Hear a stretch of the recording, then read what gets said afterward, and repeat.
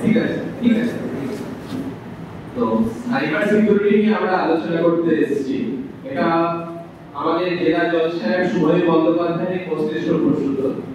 উনি বলছেন যে এটা এবং এটা অনস্বীকার্য যে আজকে ইন্টারনেট প্রযুক্তি আমাদের জীবনে সব দিকে ছড়িয়ে গেছে।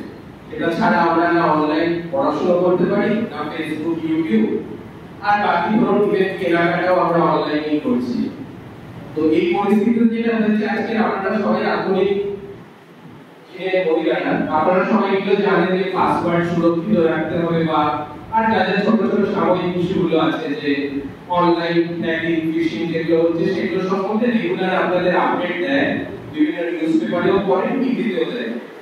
আমি ওটার বাইরে একদিক দিয়ে বলতে চাইছি এই ক্ষেত্রে যেটা সব থেকে বড় সমস্যা হয় আপনাদের যারা কোনো সমস্যায় পড়ে যান সেটা হচ্ছে আপনারা একটা বিশেষ করে মেয়েদের ক্ষেত্রে হয় আমাদের এই ধরনের প্যাট্রিয়ার্কাল সোসাইটিতে যে ভিকটিম মানসিকতা একটা হয়ে যায় যে আমার সাথে এটা কেন হলো, আমি যদি কাউকে কিছু জানাতে চাই সেটা আমাদের অসম্মান হতে পারে বা বাড়ির বাবা মার অসম্মান হতে পারে, যাই হোক।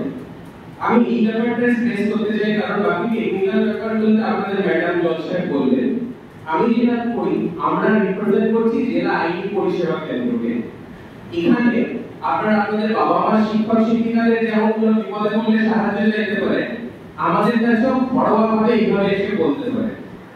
আপনাদেরকে আমরা সম্পূর্ণ আইনি সহযোগিতা দেব এবং আপনাদের নাম পাবলিসাইজ না করে থানায় কোর্টে যেটুকু করার সেটা সম্পূর্ণভাবে আমরা করতে পারি।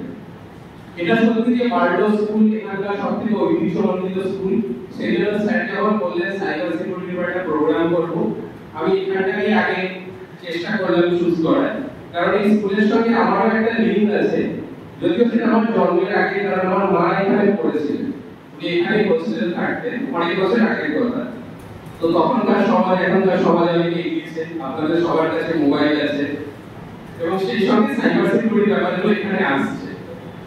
এই পরিস্থিতিতে বলছি যেগুলো আপনারা শক্তিশালী পাসওয়ার্ড ব্যবহার করবেন, সাইবার বুলিং থেকে এড়ানোর জন্য যা যা করার করবেন ওগুলো করার বলবেন টেকনিক্যাল টিপস। আমি খালি বলবো আমাদের ডিএলএসএ মামলা একদম আদালতে প্রাঙ্গণেই আছে, ওখানে ইমেল আইডি দেওয়ালেও লেখা আছে। আপনারা যে কেউ একটা মেইল যদি করে দেন সেখান থেকে আপনাদের আইডেন্টিটি ডিসক্লোজ হবে না। কোনো অফেন্সের কথা আমাদের বলুন, আমরা নিজেরা এটা সমাধান করব। We have the infrastructure. বাকি বলার জন্য আমি ম্যাডামকে বলবো।